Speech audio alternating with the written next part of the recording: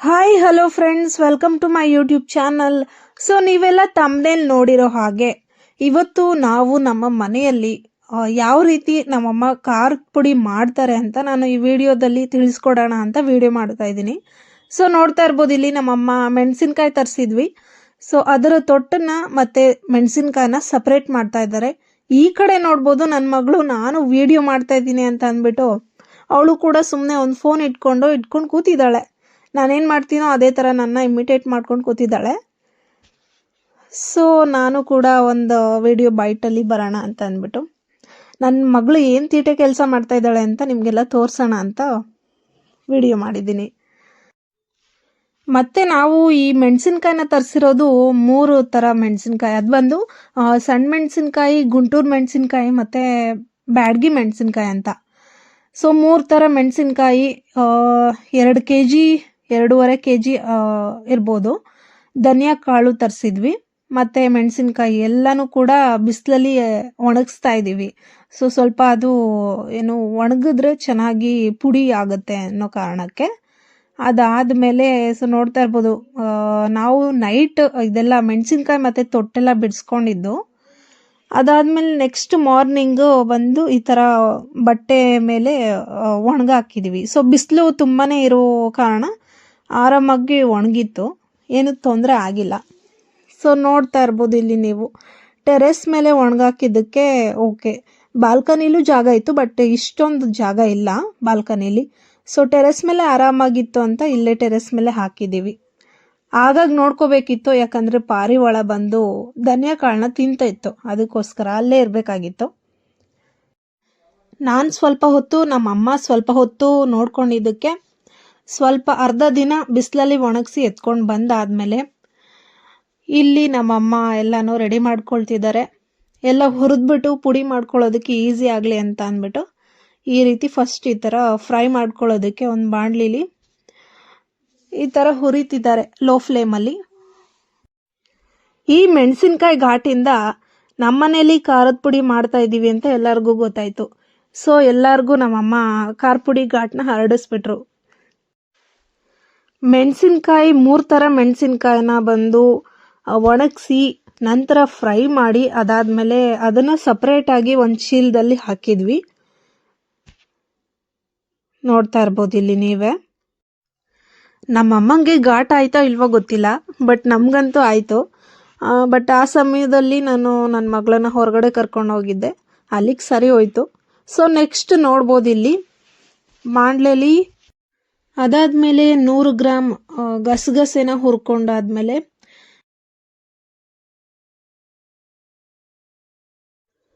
100 gram ಮೆಂತ್ಯ ಹಾಕ್ಕೊಂಡು ಅದನ್ನು ಫ್ರೈ ಮಾಡಾದ್ಮೇಲೆ ನೆಕ್ಸ್ಟು 100 ಗ್ರಾಮ್ ಆಲ್ಮೋಸ್ಟ್ 1/4 kg ಜೀರಿಗೆ, 100 ಗ್ರಾಮ್ ಅಲ್ಲ 1/4 kg ಜೀರಿಗೆ, ಅದನ್ನು ಕೂಡ ಫ್ರೈ ಮಾಡಿಕೊಂಡು ಅದು ಸ್ವಲ್ಪ ಜಾಸ್ತಿನೇ ಫ್ರೈ ಆಗಬೇಕು ಅಂತ ಅಂದ್ಬಿಟ್ಟು ನಮ್ಮಮ್ಮ ನೀಟಾಗಿ ಚೆನ್ನಾಗಿ ಹುರಿತಾ ಇದ್ದಾರೆ. ಹೈ ಫ್ಲೇಮಲ್ಲಿ ಹುರಿತಾ ಇದ್ದಾರೆ.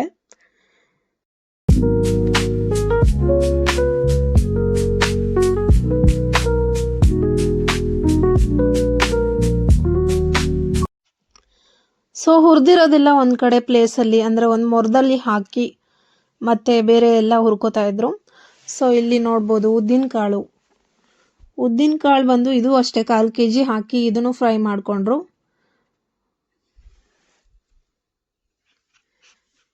1/4 kg ಮೆಣಸು.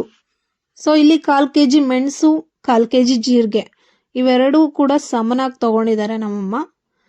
ಇದು ಅಷ್ಟೇ ಸ್ವಲ್ಪ ಚೆನ್ನಾಗಿ ಫ್ರೈ ಆಗಲಿ ಅಂತ ಫ್ರೈ ಮಾಡ್ಕೋತಾ ಇದ್ದೀವಿ. ಇದೆಲ್ಲ ಸ್ವಲ್ಪ ಚೆನ್ನಾಗಿ ಫ್ರೈ ಮಾಡ್ಕೊಂಡಷ್ಟು ಟೇಸ್ಟ್ ಜಾಸ್ತಿ ಬರುತ್ತೆ. ಮೆಣಸಿನ್ಕಾಯಲ್ಲಿ ನಾವು 3 ಥರ ತಗೊಂಡಿದ್ದು. ಗುಂಟೂರು ಮೆಣಸಿನ್ಕಾಯಿ 1.5 kg, ಸಣ್ಣ ಮೆಣಸಿನ್ಕಾಯಿ 1.5 kg, ಅದು ಅಷ್ಟೇ. ಬ್ಯಾಡಗಿ ಮೆಣಸಿನ್ಕಾಯಿ ಕೂಡ ಅರ್ಧ kg. ಸೊ ಮೆಣಸು ಆಗಿದ ತಕ್ಷಣ ಈ ಕಡೆ ತೊಗರಿ ಬೇಳೆ ಹುರ್ಕೋತಾ ಇದ್ದೀವಿ. ತೊಗರಿ ಬೇಳೆ ಆಲ್ಮೋಸ್ಟ್ ಇದು ಅಷ್ಟೇ 1/4 kg ತೊಗೊಂಡಿದ್ದೀವಿ ತೊಗರಿ ಬೇಳೆ.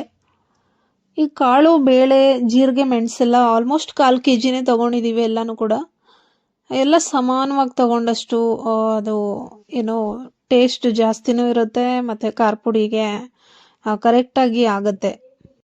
ಮೆಣಸಿನ್ಕಾಯಿಗೆ ತಗೊಂಡಿರೋ ಅಷ್ಟು ಪ್ರಮಾಣಕ್ಕೆ ಇಷ್ಟೆಲ್ಲ ಸಾಕು ಅಂತ ನಮ್ಗನ್ಸುತ್ತೆ. ಸೊ ಇದನ್ನೇ ಎಲ್ಲ ನಾವು ಹುರಿದ್ಬಿಟ್ಟು ಪುಡಿ ಮಾಡಿಸಿದ್ರೆ ನಮಗೆ ಇದೆಲ್ಲ 1 ವರ್ಷ ಬರುತ್ತೆ. ನಮಗೆ ಖಾರದ ಪುಡಿ ಬಂದು ಆರಾಮಾಗಿ 1 ವರ್ಷ ಪೂರ್ತಿ ಯೂಸ್ ಮಾಡ್ಬೋದು ನಾವು. ಇನ್ನು ಈ ಕಡೆ ರೇಷನ್ ಅಕ್ಕಿ ಬಂದು ಇದು ಅಷ್ಟೇ, ಒಂದು 1/4 kg ತಗೊಂಡಿದ್ವಿ. ಆಲ್ಮೋಸ್ಟ್ ಇದು ಸಾಕಾಗಿತ್ತು. ಒಂದು ಮೀಡಿಯಂ ಲೋಟದಲ್ಲಿ ತಗೊಂಡಿದ್ವಿ, 1/4 kg ಸಾಕು ಅಂತ.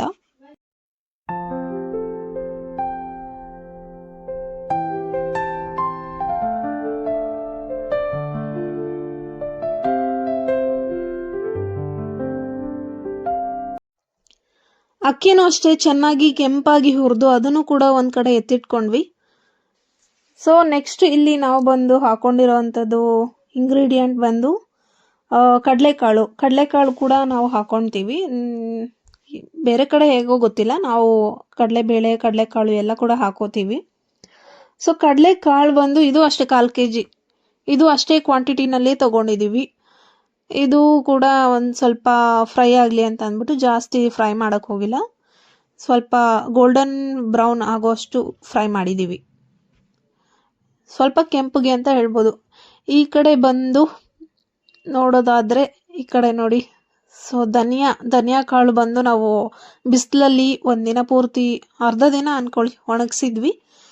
ಸೊ ಅದಾದಮೇಲೆ ನೋಡ್ಬೋದು ಇದನ್ನೆಲ್ಲ ಒಣಗಿಸಿ ಎತ್ಕೊಂಡು ಬಂದಾದಮೇಲೆ ಮತ್ತೆ ಫ್ರೈ ಮಾಡ್ಕೊಳ್ತಿದ್ದೀವಿ.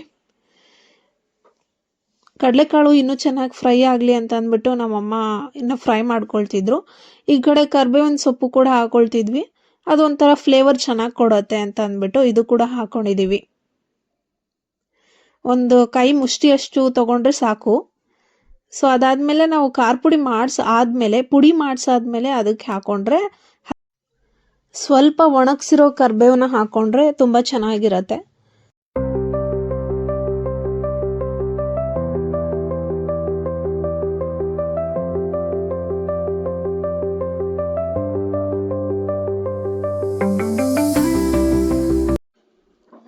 ಸೊ ಈ ಕಡೆ ಎಲ್ಲನೂ ಕೂಡ ಹುರ್ಕೊಂಡು ಆದಮೇಲೆ ಒಂದು ಮೊರದಲ್ಲಿ ಹಾಕಿ ಇಟ್ಟಿದ್ವಿ, ಅದೆಲ್ಲ ಸ್ವಲ್ಪ ಹಾರಲಿ ಅಂತ ಅಂದ್ಬಿಟ್ಟು. ಈ ಕಡೆ ಬಂದು ಧನಿಯಾ ಕಾಳನ್ನು ಕೂಡ ಫ್ರೈ ಮಾಡ್ಕೊಳ್ತಿದ್ದೀವಿ. ಇದು ಬಂದು ನಾವು 2 ಸಲ ಫ್ರೈ ಮಾಡಬೇಕಾಯ್ತು, ತುಂಬಾ ಜಾಸ್ತಿ ಇತ್ತು ಅಂತಲೇ ಹೇಳ್ಬೋದು. ಆಲ್ಮೋಸ್ಟ್ 2-2.5 kg ಇತ್ತು ಧನಿಯಾ ಕಾಳು. ಮೆಣಸಿನ್ಕಾಯಿಗೆ ತಕ್ಕ ಹಾಗೆ ಧನಿಯಾ ಕಾಳು ಕೂಡ ಹಾಕೊಂಡಿದ್ದಕ್ಕೆ ಸರಿ ಹೋಯಿತು. ಇಲ್ಲಾಂದರೆ ಅದು ಸ್ವಲ್ಪ ಇದು ಸ್ವಲ್ಪ ಕಡಿಮೆ ಆಗಿ ಆ ಕ್ವಾಂಟಿಟಿ ಲೆಸ್ ಆದರೆ ಟೇಸ್ಟು ಕೂಡ ಚೆನ್ನಾಗಿರಲ್ಲ, ಮತ್ತು ಸಾಂಬಾರು ಪುಡಿ ಅಷ್ಟು ಮಜಾ ಬರಲ್ಲ. ಸೊ ಇಲ್ಲಿ ನೋಡ್ಬೋದು, ಇದನ್ನು ಕೂಡ 2 ಸಲ ನಮ್ಮಮ್ಮ ಫ್ರೈ ಮಾಡಿ ಹಾಕಿದ್ರು. ಇದೆಲ್ಲ ಸ್ವಲ್ಪ ಜಾಸ್ತಿನೇ ಫ್ರೈ ಆಗೋಯ್ತು. ಮತ್ತೆ ನಮ್ಮಮ್ಮ ಧನಿಯಾ ಕಾಳನ್ನ ಹಾಕಿ ಫ್ರೈ ಮಾಡ್ಕೊಳ್ತಿದ್ರು.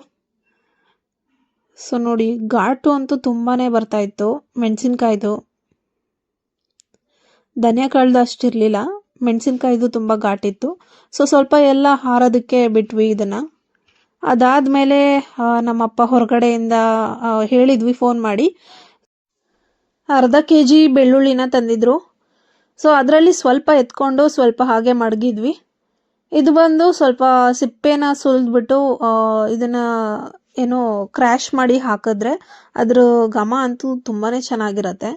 ಸೊ ಇಲ್ಲಿ ನೋಡಿ, ನಾನು ಸಾಸಿವೆನ ಮರ್ತಿದ್ದೆ, ಸೊ ನಮ್ಮಮ್ಮನೂ ಮರ್ತೋಗಿದ್ರು.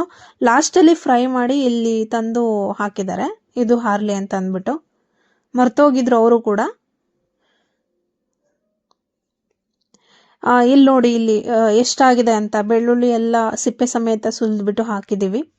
ಸೊ ಇದು ಪುಡಿ ಮಾಡಿಸಾದ್ಮೇಲೆ ಇದು ಬಂದು ಜಜ್ಜಿ ಅದಕ್ಕೆ ಹಾಕಿದ್ರೆ, ಏನು ಪುಡಿ ಒಳಗೆ ಹಾಕಿದ್ರೆ ತುಂಬಾ ಚೆನ್ನಾಗಿರುತ್ತೆ, ಸ್ಮೆಲ್ಲು ಕೂಡ ಚೆನ್ನಾಗಿರುತ್ತೆ, ಮತ್ತು ಹುಳ ಬೀಳಲ್ಲ ಅನ್ನೋ ಕಾರಣಕ್ಕೆ.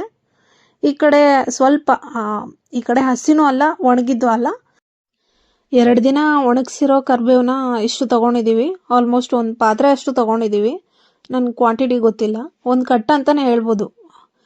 ಸೊ ಈ ಕಡೆ ನೋಡಿ, ಮೆಣಸಿನ್ಕಾಯಿ, ಧನಿಯಾ ಕಾಳು, ಇದನ್ನು ನಾವು ಬಂದು ಒಂದು ಚೀಲದಲ್ಲಿ ಹಾಕಿದ್ವಿ, ಅಂದರೆ ಕಟ್ಟಿರಲಿಲ್ಲ, ಯಾಕಂದರೆ ಕಟ್ಟಿದ್ರೆ ಮೆತ್ತಗಾಗೋಗ್ಬಿಡುತ್ತೆ.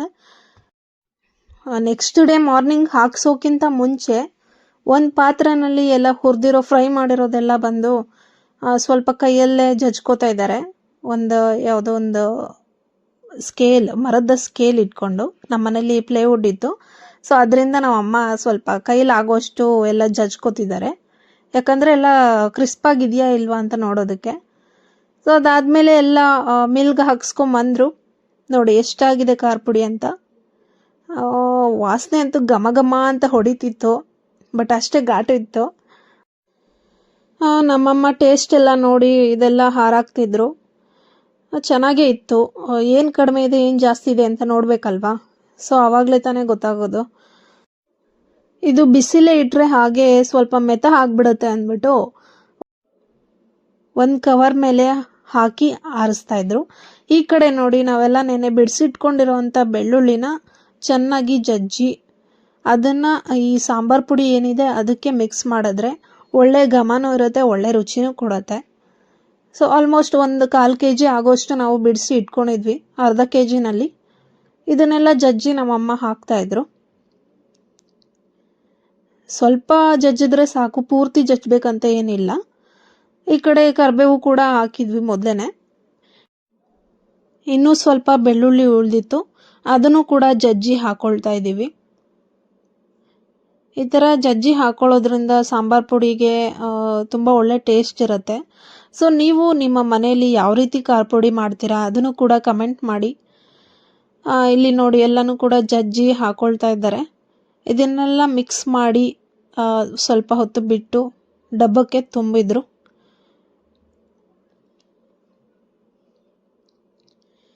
ಇದು ಏನಂತ ನೋಡ್ತಾ ಇದ್ದೀರಾ, ಕಡಲೆಬೇಳೆ. ಈ ಕಡಲೆಬೇಳೆ ಯಾಕೆ ಯೂಸ್ ಮಾಡ್ತಾರೆ ಗೊತ್ತಾ? ಲಾಸ್ಟ್ ಖಾರದ ಪುಡಿ ಬರುವಾಗ ಅದು ಮಿಷಿನಲ್ಲೇ ಉಳ್ಕೊಳ್ಳುತ್ತೆ ಅನ್ನೋ ಕಾರಣಕ್ಕೆ ಕಡಲೆಬೇಳೆ ಹಾಕಿ ಅದನ್ನು ಬರೆಸ್ಕೊಳ್ತಾರೆ. ಸೊ ಯಾಕಂದರೆ ಮಿಷಿನವರು ಸ್ವಲ್ಪ ಯಾಮಾರಿಸೋದು ಜಾಸ್ತಿ ಅಂತ ಅಂದ್ಬಿಟ್ಟು ನಮ್ಮಮ್ಮ ಈ ಟ್ರಿಕ್ನ ಯಾವಾಗಲೂ ಯೂಸ್ ಮಾಡ್ತಾರೆ. ಸೊ ಎಲ್ಲನೂ ಮಿಕ್ಸ್ ಮಾಡಾದ್ಮೇಲೆ ಒಂದು ಡಬ್ಬಕ್ಕೆ ಅದನ್ನು ಟ್ರಾನ್ಸ್ಫರ್ ಮಾಡಿದರು. ಈ ಖಾರದ ಪುಡಿ ವಿಧಾನ ಬಂದು ನಮ್ಮಮ್ಮ ಅವರಮ್ಮೆಯಿಂದ ಕಲ್ತಿರೋದು. ಅಷ್ಟೇ ಅಲ್ಲ, ನಮ್ಮಪ್ಪ ಕೂಡ ಇದಕ್ಕೆ ತುಂಬ ಹೆಲ್ಪ್ ಮಾಡಿದ್ದಾರೆ. ನಮ್ಮ ಅಪ್ಪಂದು ಕೂಡ ಇದರಲ್ಲಿ ಪಾಲಿದೆ ಅಂತಲೇ ಹೇಳ್ಬೋದು. ಬಿಕಾಸ್ ಅವರು ಕೂಡ ತುಂಬ ಚೆನ್ನಾಗಿ ಅಡುಗೆ ಮಾಡ್ತಾರೆ. ಅಡುಗೆ ಬಗ್ಗೆ ಸ್ವಲ್ಪ ಮತ್ತು ಖಾರದ ಪುಡಿ ಬಗ್ಗೆ ಸ್ವಲ್ಪ ತಿಳುವಳಿಕೆ ಇರೋದ್ರಿಂದ ಅವರು ಕೂಡ ಸ್ವಲ್ಪ ಹೆಲ್ಪ್ ಮಾಡಿದರು ಅಮ್ಮನಿಗೆ.